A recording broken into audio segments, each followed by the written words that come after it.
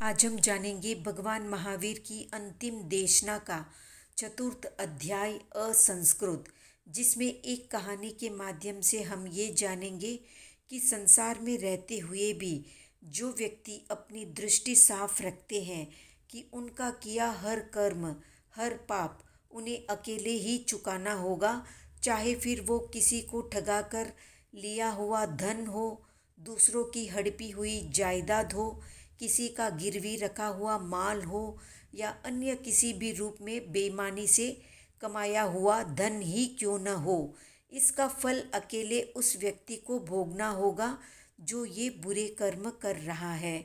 इस बुरे कर्म के हिस्सेदार न पत्नी बनेगी, न पुत्र पुत्री, न मित्र, न ही रिश्तेदार। इस सच्चाई को अच्छे से समझ लेंगे तो शायद बहुत से लोग अनावश्यक पाप कर्म करना ही छोड़ देंगे, पर कई इस सत्य को नहीं समझते, इसीलिए रिश्वतखोरी, हड़पना, ठगी इत्यादि चलती है। तो अब जानते हैं कहानी। आगे बढ़ने से पहले अगर आप चैनल पर नए हैं तो सब्सक्राइब करके बेल आइकन को दबा दें और वीडियो को लाइक कर दें। वसुमती नगरी का व्यापारी धनमित्र एक छोटी सी दुकान करके अपनी आजीविका चलाता था। उसकी दुकान पर प्राय भोले भाले ग्रामीण स्त्री पुरुष सौदा लेने आते थे। एक दिन एक भोली भाली ग्वालिन धनमित्र की दुकान पर आई और उसने उसके हाथ में 2 रुपये देते हुए कहा, मुझे 2 रुपये का कपास दे दीजिए। धनमित्र ने 2 रुपये लेकर उसे 1 रुपये का कपास 2 बार तौलकर दे दिया। भोली भाली ग्वालिन धनमित्र व्यापारी की इस चालाकी को समझ न सकी।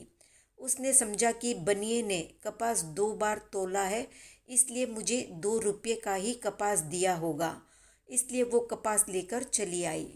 उसके चले जाने पर व्यापारी ने सोचा, आज का दिन मेरे लिए बहुत ही भाग्योदय का है कि मुझे मुफ्त का 1 रुपया मिला है, इसलिए आज मैं इस रुपये का उत्तम भोजन बनवाकर उपभोग करूँगा। उसने उस 1 रुपये की घी, शक्कर आदि सामग्री लेकर अपने घर भेजी और अपनी पत्नी को कहलवाया कि आज इस सामग्री से घेवर बनाना। पत्नी ने घेवर तैयार कर दिए। इतने में उसका दामाद अपने मित्रों के साथ किसी कार्यवश उसके यहाँ आ पहुँचा। व्यापारी की पत्नी ने अपने दामाद और उसके मित्रों की थाली में घेवर परोस दिए। दामाद और उसके मित्र घेवर का भोजन करके तुरंत वहाँ से चले गए। यथा समय धनमित्र अपने घर भोजन के लिए आया। वो रसोई घर में भोजन की थाली पर बैठा तो पत्नी ने उसकी थाली में प्रतिदिन की तरह साधारण भोजन परोस दिया। ये देखकर व्यापारी ने पूछा, क्या आज घेवर नहीं बनाया? तो उसकी पत्नी ने कहा, बनाए तो थे, पर दामाद अपने इष्ट मित्रों के साथ आ गए थे, उन्हें तत्काल जाना था, इसलिए मैंने उनकी थाली में सभी घेवर परोस दिए थे।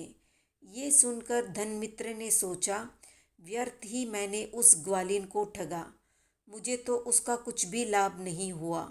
मैंने तो दूसरों के लिए ये पाप कर्म किया, किंतु इस वंचन के पाप का फल तो मुझे ही भोगना पड़ेगा। उसके चिंतन की धारा आगे बढ़ी कि मैं कितना मूर्ख हूँ कि मैंने ये सोचकर वंचन का पाप किया था कि चलो इस मुफ्त में आए हुए रुपये का माल उड़ाऊँगा, परंतु मुझे तो कुछ भी हाथ नहीं लगा, सिर्फ पाप ही मेरे सिर पर चढ़ा, जिसका फल उदय काल में मुझे ही भोगना पड़ेगा।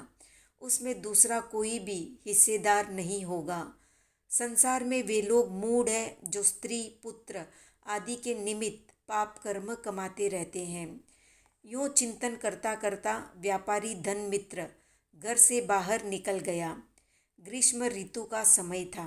दोपहर में बहुत तेज कड़क धूप पड़ रही थी। वो शरीर चिंता से निवृत्त होकर गर्मी से घबराकर वहीं एक वृक्ष की ठंडी छाया में विश्राम पाने के लिए बैठ गया।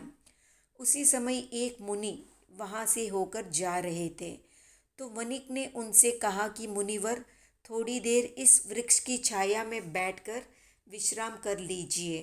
मुनि ने कहा कि मुझे अपने एक आवश्यक कार्य के लिए शीघ्र जाना है, इसलिए मैं विश्राम नहीं लूँगा। मुनि के वचन सुनकर वणिक ने पूछा कि दुनिया में क्या कोई व्यक्ति दूसरों के लिए भी जीता है, अर्थात श्रम या उद्यम करता है? तो मुनि ने कहा कि संसार में अनेक जीव ऐसे हैं जो दूसरों के निमित्त से तरह तरह के दुख उठाते हैं। तुम भी अपने स्वजनों के लिए जो दुख उठा रहे हो, वो सब पर का, दूसरों का ही तो कार्य है।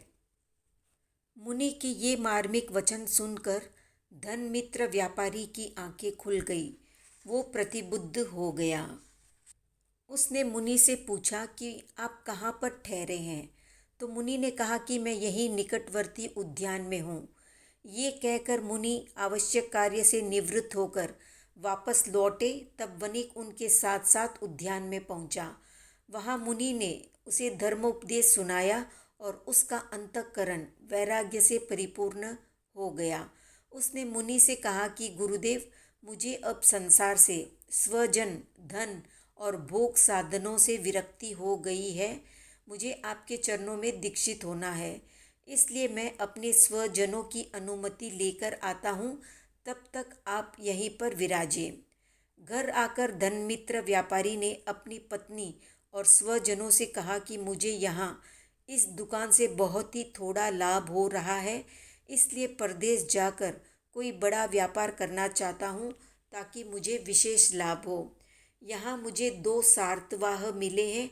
उनमें से एक सार्तवाह तो ऐसा है जो हमें मूल पूंजी देता है और यथेच्छ स्थान पर पहुँचा देता है, और उस पूंजी से व्यापार करने पर जो लाभ होता है उसमें से कुछ भी नहीं लेता। जबकि दूसरा सार्तवाह ऐसा है जो हमें मूल पूंजी नहीं देता और साथ में रहकर समस्त उपार्जित द्रव्य को वही हड़प जाना चाहता है।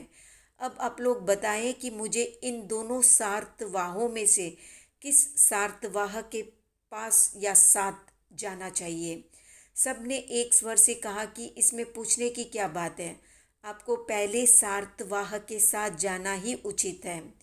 इस पर वो व्यापारी समस्त स्वजनों को लेकर उस उद्यान में आया जहाँ मुनि विराजमान थे। उसने मुनि को बताकर स्वजनों से कहा कि देखो, ये मुनिराज मुक्तिपुरी के सार्तवाह है। ये अपना धर्म रूप मूलधन देकर मुमुक्षु मनुष्यों से धर्म का व्यापार करवाते हैं और मुक्तिपुरी की ओर ले जाते हैं।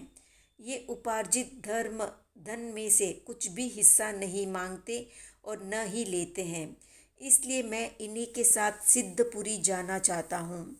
दूसरे सार्तवाह ये स्त्री, पुत्र आदि स्वजन है जो पूर्व अर्जित धर्म धन को भी हरण कर लेते हैं और अपना कुछ भी नहीं देते।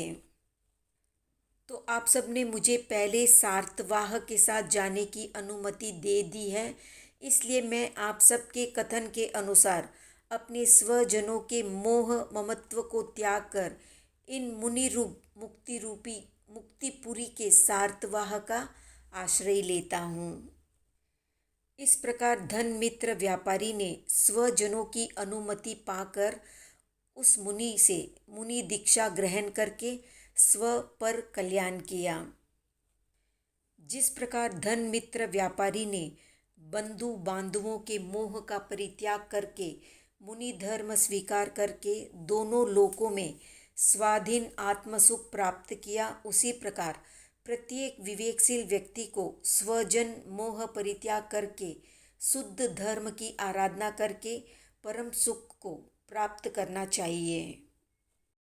तो कितने लोग इस सच्चाई को जानते भी हैं और मानते भी हैं कि खुद का किया खुद को ही भोगना पड़ता है? कमेंट में बताएं। वीडियो पसंद आया तो लाइक, शेयर, सब्सक्राइब।